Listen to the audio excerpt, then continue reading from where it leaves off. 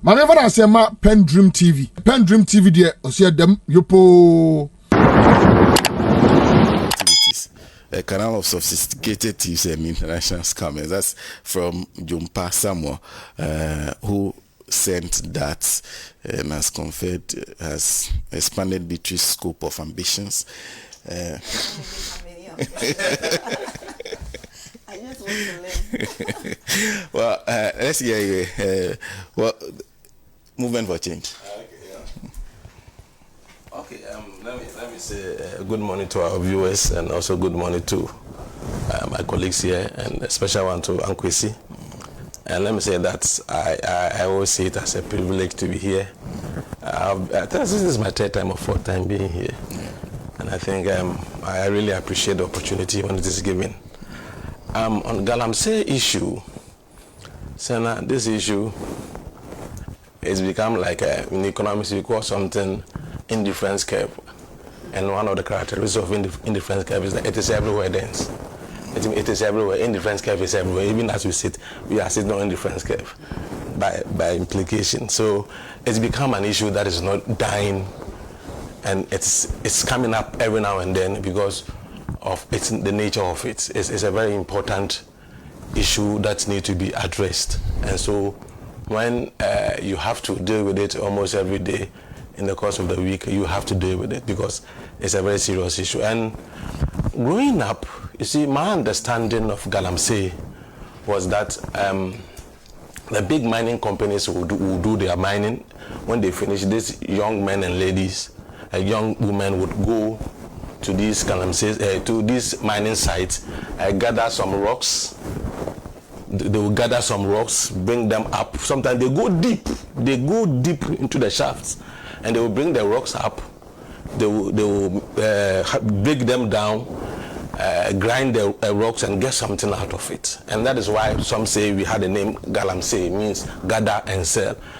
But what we're experiencing is not Galamsey. Because if that is the meaning of Galamsey, that at a point in time people were gathering what was the leftovers of these mining companies and selling them, then this is not what we're experiencing. What we're experiencing is like environmental terrorism. We have a situation where people have excavators. You know what excavator, the strength of an excavator. They take these excavators, go to the forests, trees that are over 100 years, they bring them down, they dig the ground. I mean, no control, no regulation. I mean, this is not Galamsey. I think we should find, if it would be possible for us to have a name for it that would depict the kind of situation we are really having. Because, I mean, think of it, that the only reason why we live as human beings is that we eat, we drink, and we breathe. If you don't eat for some time, you will die. If you don't breathe for some time, you will die. If you don't drink water for some time, you will die. So these important, if you like, elements are the things that Galamsey is destroying. Can you imagine? Galamsey is destroying the very air we breathe. It's destroying the very food that we eat.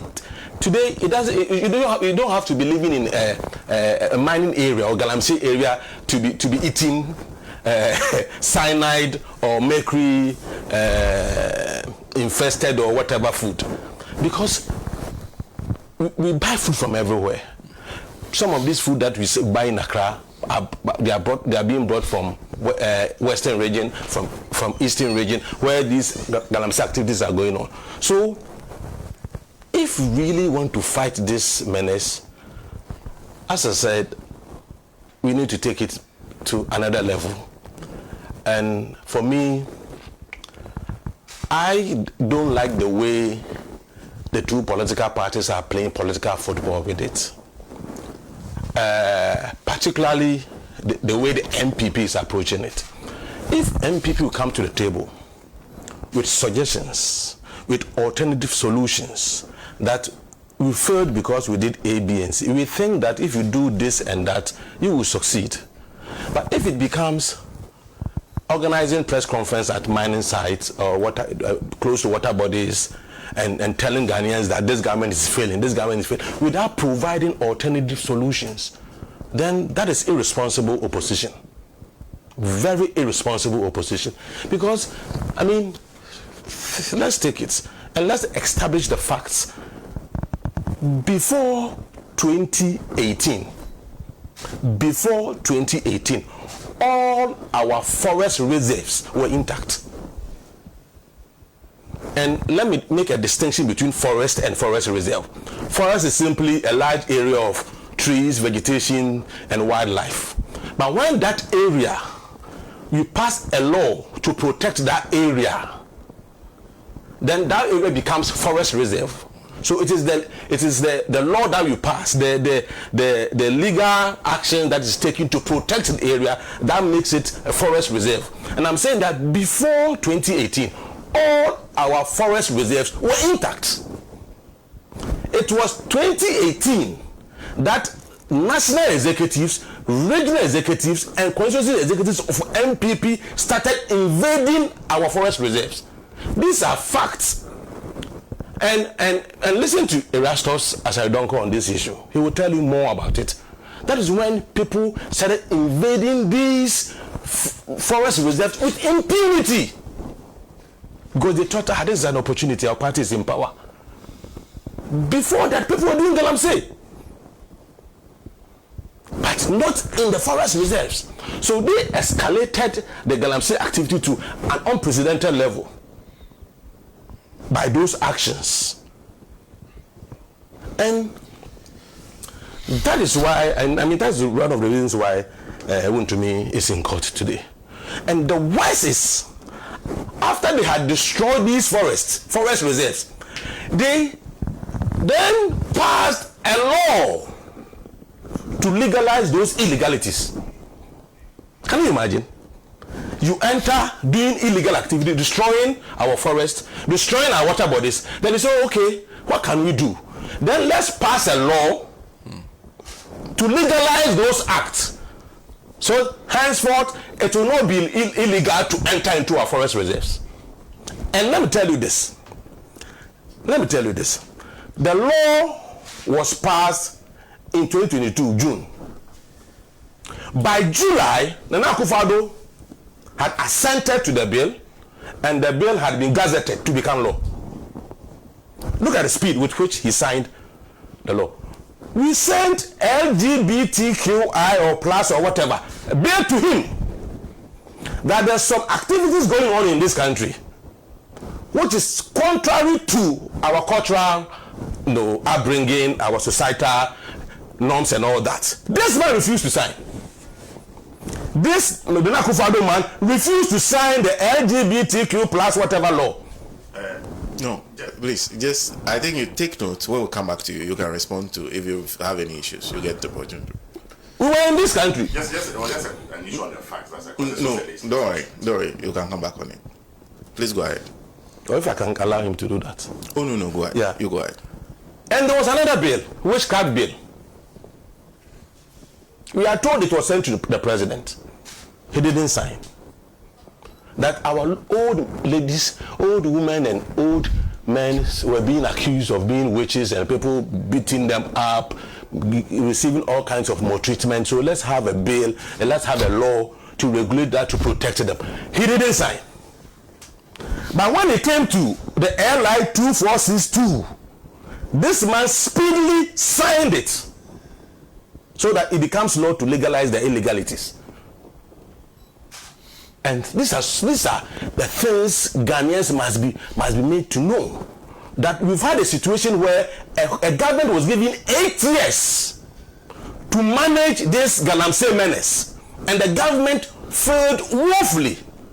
And after failing woefully, instead of you to now sit back and say, okay, we failed, this government is making effort, because the galamsey issue is not, I mean, when you are eating food, when you are drinking water, when you are breathing, it doesn't matter whether you are NDC or NPP. Instead of you to sit back and provide alternative solutions, support this government. You see, we have provided 10-point plan, Movement for Change, and we've made it public to this government that you can consider some of our alternatives, some of our prescriptions, so that we can all fight this galamsey menace together. But you can't be having some of your communicators. I mean, he has spoken very well this morning. I know Kobe is a friend. I know his political orientation and all. Even though he's NPP, I know his orientation and all that.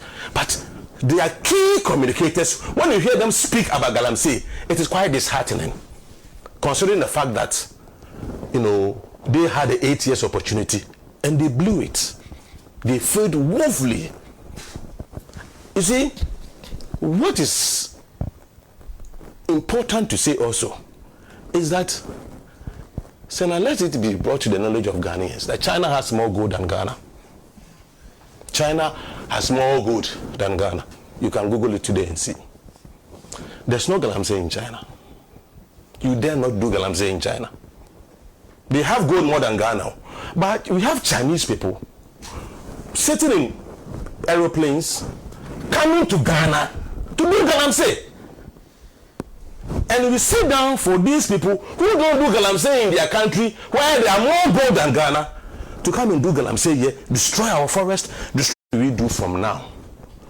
That we'll be able to curb this menace, we'll be able to bring it down to a very significant level. It will be difficult to eradicate it completely, but at least it can be brought to a very minimal level so that we can clean our water bodies, we can restore our forests, so that we can find a better way of living for our youth in those areas. So, for example, I have had opportunity to engage the NIMOS people.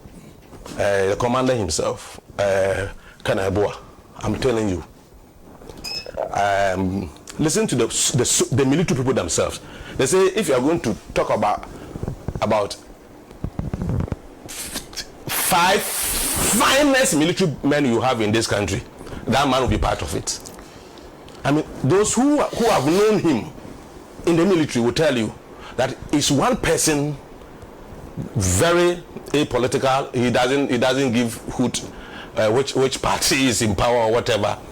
When he's given assignment to do, he does it to perfection. And when I had opportunity to see some of the activities and the things they intend doing, I said to myself, if only politicians will allow this man and his team, I am telling you, Galamsey will be brought down to its, or to a very minimal level. And therefore, I would want to urge this government that moving forward, they should empower NIMOS logistically, financially, so that NIMOS can expand its activities. Because we are talking about, if you look at the areas, I mean, when I saw the mapping, the Galamsey areas and the things they intend doing, I'm telling you, if you don't equip them financially and logistically, then we'll just be playing. But if we really want to fight this Galamsey, then NIMOS should be given the necessary support in terms of logistics, financial. I mean, they will have to be supported. And if they do that, I can tell you, NIMOS will succeed. The fight against Galamsey will be successful, and all of us would have clean water. All of us will have our forests back so that we can breathe very well. But you see, beyond NIMOS, I'm a coastal guy. I was born along Cape Coast. I'm from a fishing family, so most of my cousins, no matter what you do, they want to be fishermen. You can't change them. But no matter what, if you go and you are talking to them, you want to tell them things about life, businesses, no. They want canoe. Buy canoe for them and get them something. They want to be fishermen. Because that's how they were brought up. Growing up, that is all, they think that the whole world is about fishing. In the same way, if you go to these mining areas, these young men, growing up, all that they know is mining. They are not really educated. They've seen their uncles being successful miners, so they want to be miners. So what do we do? It's not just about providing alternative livelihood, because if you say, you have to go and do agriculture, they are not interested in agriculture, so what next? We don't have to just provide alternative. We need to provide alternative livelihood plans, but we also provide alternative mining programs. You want to do mining, that's all that you want to do. Let's make it possible for that young man to do responsible, legal mining without destroying our water bodies and our forests. Are you getting it? So while we are using the military, the police, and the, I mean NIMOS to get people out of our water bodies and forests and all that, you provide alternative livelihood and alternative mining programs for these young men and women, so that at a point they will realize that it's not just about destroying the water bodies, but it's about doing sustainable, responsible mining to make a living out of it. So yes, that is why I agree with the president that, or the government, that banning mining in forest areas and water bodies is a good decision. That our water bodies should be no-go area for anyone, whether you are a license holder or you are not a license holder. Water bodies and forest reserves are no-go areas. Are you getting it? I also think that what the president said, we have provided our 10-point solution, but the president is the one running the show, and he's getting all the security information or his security report on his desk. And I'm saying that his decision to say that let's make state of emergency the last resort, I tend to agree with him. The reason why I agree with him is that seeing what NIMOS is doing and seeing what they intend to do with this cooperative mining, and when we met the NIMOS people, they told us that they have even started engaging with these big mining companies, asking that they provide some of their concessions to these young men to do mining, for them to supervise. So the big mining companies will be supervising these young men. It is part of the NIMOS program. And I'm saying that if you do that, Senna, if you're able to do that, it will go a long way to help us fight this galamsey. Let all of us put our shoulder to the wheel. Let NPP people provide the alternative solutions. We have provided our 10-point solutions. We are asking the government that consider, we are not saying consider everything, but look at it, glean from it and see if there are things in our plan that you can add to yours, so that together all of us can successfully bring this menace to a halt, or bring it to a very minimal or barest minimum. And I think if you're able to do that, it will be good for all of us. That is my take on this one. Thank you very much. Thank you very much. Okay. Okay. So I'll go to Uncle Kwesi. I'll come to you to start on the next topic because it's coming from your home. Then you can just address some of the issues that you've listened to. There's Kofi Agbakpewu, who says Galamsey is bad, but the NDC and Ghanaians as a whole should be careful about what some people will be saying, doing in Galamsey problem. Same thing they did on Dumso, as if it was caused by Mama and NDC lost power despite his good performance.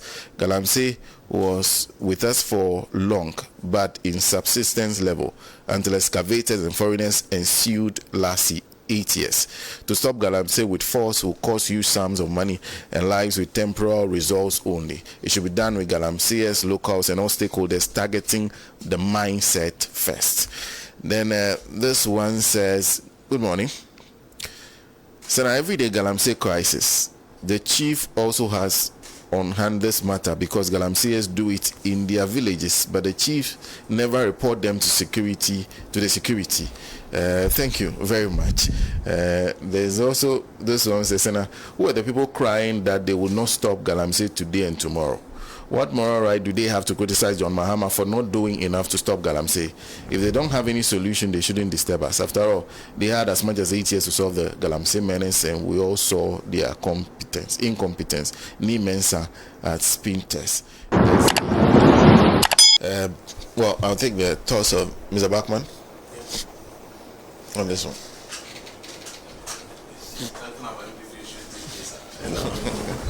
It's becoming difficult. I know.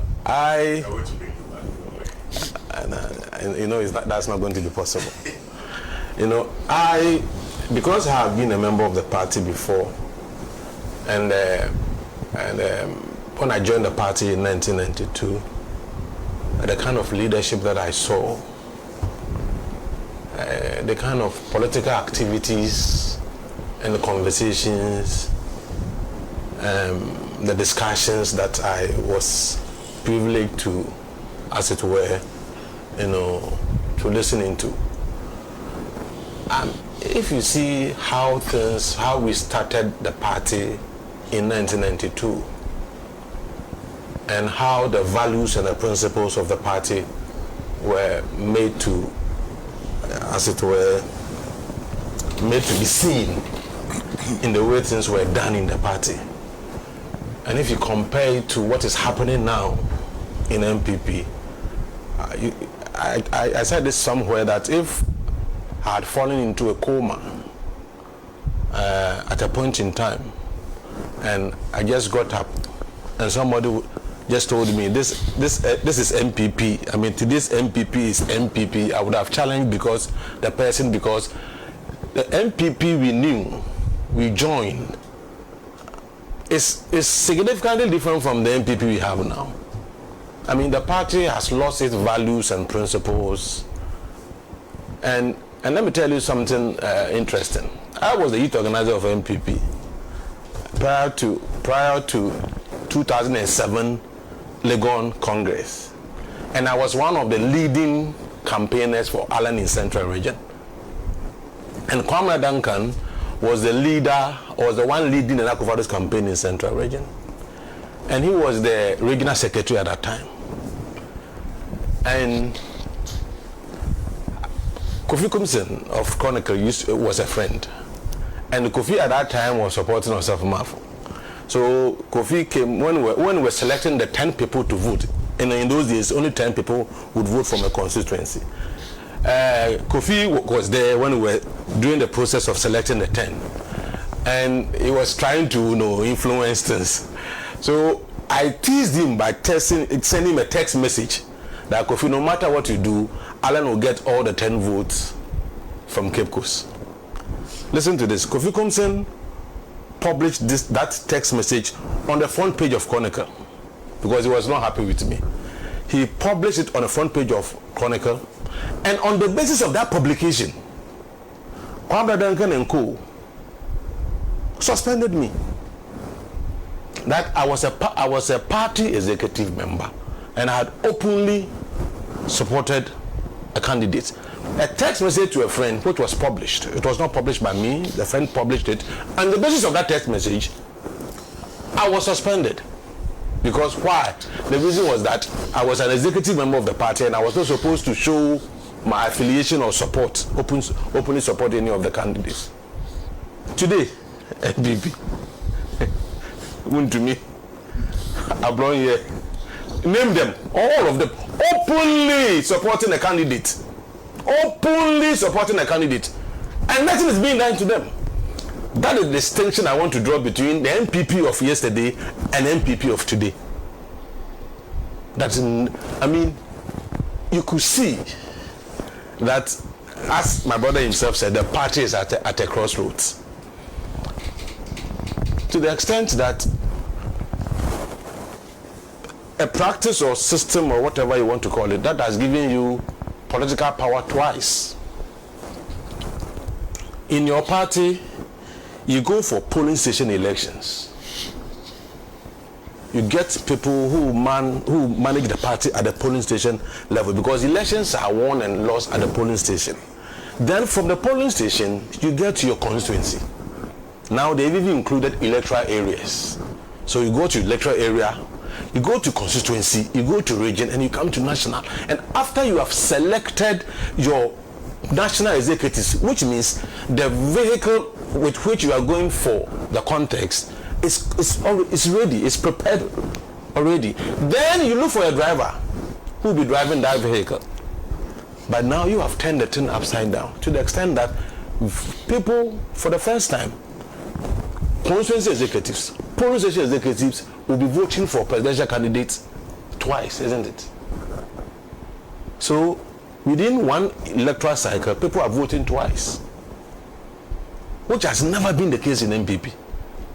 Because you need to finish the process before you select a candidate. But this one, and as Mr. Dainimo said, even before the decision was taken by the National Council, Dr. Bawumia was in London having a meeting with the party people, and he said that is what is going to be done, and that is exactly what was done. That we will do the presidential primary first before we consider, any elections in the party itself, and that is what has been done. And I've said it. The fact that other candidates sat down for that thing to be done, clearly this election is skewed in favor of one particular person. Everything is being done to favor that person. The same thing was done in 2007. After the 2007 and they now lost in 2008, they tampered with the party constitution. That is when they introduced superdelegate system. All those things were done to favor Nana Akufo-Addo. And what they did was that when they had done all that, they made sure, they said to themselves, and they said it publicly, that until Nana becomes president, no other person will become president. Now, are we not hearing the same thing from what Wintumi said, that until Bawumia becomes president, no other person will become president? So they are using the same playbook that Nana Addo used to get hold of the party, to manipulate the party till he became president. And Bawumia is using the same playbook. And I'm surprised the other candidates are not seeing through these machinations and all that. So yes, I have said it that the National Council of the party, which is being headed by Mr. Ahmad, it's not helping the party. In fact, the National Council of the party has now become the problem of the party, because all the decisions they've been taking in respect of this presidential thing is not something that is going to inure to the benefit of the party. In the end, it's going to rather destroy the party. Because if you hear the kind of things that are going on, and the fact that they're not able to crack the whip, when people openly go against the constitution of the party. Now, you have a party that has issued, if you like, code of conduct that no executive of the party should openly support a candidate. And the very executives who issued that statement sat down and received money from youth organizers of the party coming to buy a form for a candidate. I mean, think about it. You said no executive of the party should openly support a candidate. Yet youth organizers of the party, who are executives of the party, came to you and said, we are buying a form for Dr. Bawumia. And you received the money, you gave them the form. What kind of party is this? I mean, what kind of party is this? That's what I'm saying, that this NPP is not the NPP all of us. I mean, I have said it and I want to repeat it here. If today NDC and today NPP were the parties there in 1992, I would have joined NDC. Because NDC has progressed in terms of values and principles, whereas NPP has retrogressed in terms of the same thing, like principles and the values that underpin its formation. So you could clearly see that if care is not taken, the party cannot be recognized after the January elections. Because if you look at the kind of insult, the kind of things that are happening in the party, people are contesting, knowing that the process is being skewed in favor of one particular candidate. And so, Kobe said something. He said the only condition that will make reconciliation possible is when people see the process to be fair. From the word go, the process is, there's no fairness in the process. From the word go, there's no fairness in the process. Obviously, it is being skewed in favor of one particular candidate. So it's starting some of us, our hearts, that the party that we were once executive members of the party, today you see the party and it doesn't resemble the NPP that we helped to nurture from 1992 to President Kufuor's time. In fact, Nana Akufo-Addo, after taking over NPP, I think the party started having problems when Nana Akufo-Addo took over the NPP. And he has handed over the baton to Bawumia. They are saying that he is not supporting Bawumia. It's a lie. We're not in this country. When Gabriel Chidako said he has stopped domestic politics, why has he come back? He said before the elections, he said he has stopped domestic politics. What was he doing? They wanted to make Bawumia appear to be his own man. Are you getting it? And so now they are saying that, oh, the Bawumia and Nado are not they are not in talking terms, or they are not on talking terms. And my brother, Nado is still behind Bawumia, except that now they want to do it subtly in a way that people will not link the two together, because they know Nado has got some baggage. That baggage is still there, and if they associate Nado with Bawumia will still be, having that baggage. So yes, and one thing that is sickening, I mean, which all of us must condemn as Ghanaians, is the fact that to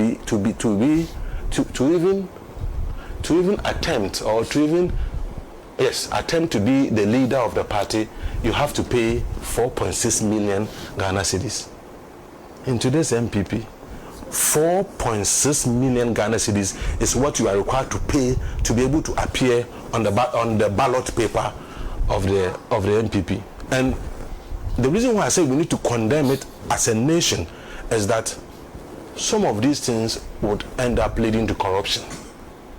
Because once politics becomes transactional and people will have to pay to be able to lead the party, can you imagine when they eventually become leaders of the party and they become president of the states? Of course, they will have to find a way to recoup all the money they are spending. I think our democracy is becoming more expensive, and the state must have control over what happens in political parties' internal processes. Because at the end of the day, whether we like it or not, one of such people would eventually become the president of this country, or the leader of this country.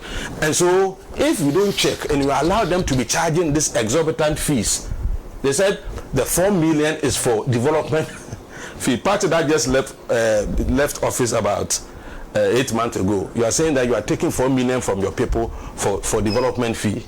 Can you imagine that? And so in NPP now, no matter how brilliant you are, no matter how intelligent you are, if you don't have money, you can't lead the party.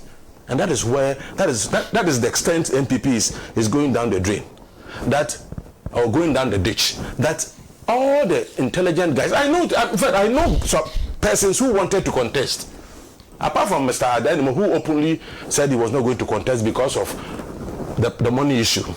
There were others who had interest to contest, but because of the money, they had to,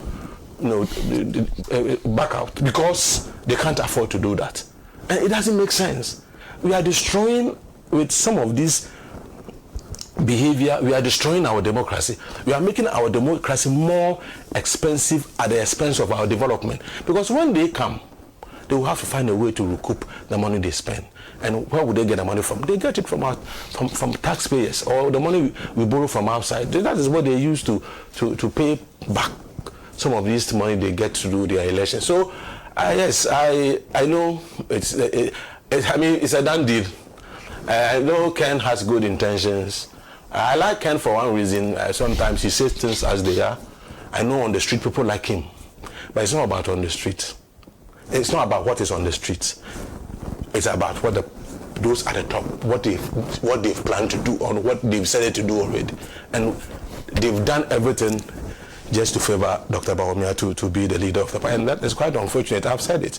If you read the Bible somewhere, it said, now in NPP now, unfortunately, the princes are walking on the ground while the servants are riding on horses. Everything is being done to favor.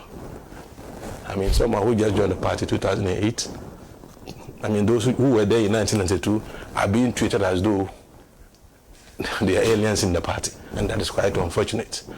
I wish them well. Whoever they elect cannot be better than Mr. Alanchamantin.